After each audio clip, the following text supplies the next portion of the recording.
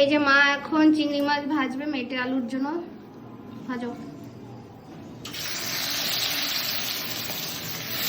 এই যে লঙ্কা পাউডার দাও না? না, খালি হলদি আর লবণ। হলদি লবণ দিয়ে ভাজা করে তারপরে আলু দিয়ে দেবো। কোন আলু? ও এই আলু। হ্যাঁ, একটু গরম জল দিয়ে একটু গরম করে নিই।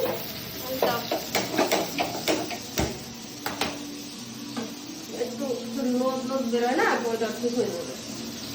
হালকা একটা লোদ বেরোবে জলে। হ্যাঁ, একটু কাটার জন্য একটু গরম জল দিতে হয়।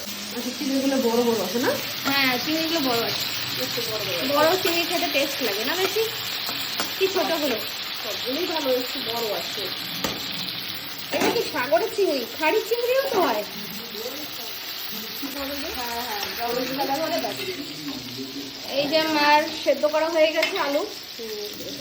এই তো লোদা লোদা বেরোয়। বের হয়ে গেছে, ঠিক হয়ে গেছে। মানে এই যে আলু রান্নার আগে একটু সেদ্ধ করে নিলে বেশি ভালো হয়। হালকা একটু গরম দিয়ে আলু বেশি হলো, বেশি দিলে আবার গলে যাবে। এই আলু কিন্তু খেতে দারুণ না? সবাই জানি না খায় কি না।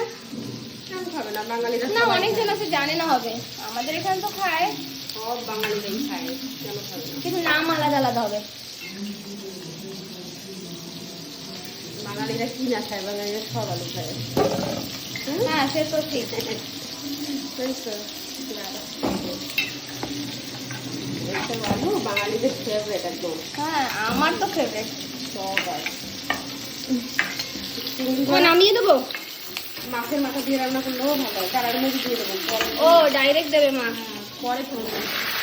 আচ্ছা, নতুন রেসিপি। পরে ফোন দিয়ে দেবো জিরা বাটা।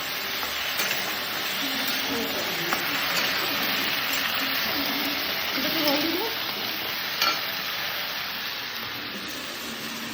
আমার মা অনেক সিম্পল করেই রান্না করে, পেঁয়াজ রসুন আমরা অত খাই না, খালি ওই মাছ মাংসতে বেশিরভাগ ওই মাংসতেই ইউজ হয়। ডিম, মাছ, ডিম, মাছ, কোনো কোনো মাছে, সব মাছেও না। আবার এরকম করে রান্না করে খেলে কিন্তু অনেক ভালো। জল দিয়ে দিবো?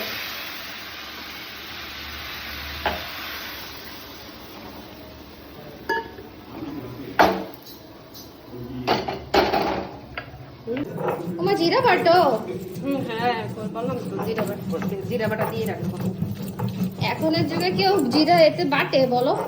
সবাই তো মিক্সিতেই করে, কিন্তু এতে বাটলে কিন্তু টেস্ট হয় পুরো। অনেকে বাটে, আগে আমরা বাঙালিরা বেশি বাটি। হ্যাঁ, বেটে বেটে রান্না করলে ভালো লাগে না? জিরা দিচ্ছি। জিরা দিয়ে দিচ্ছি।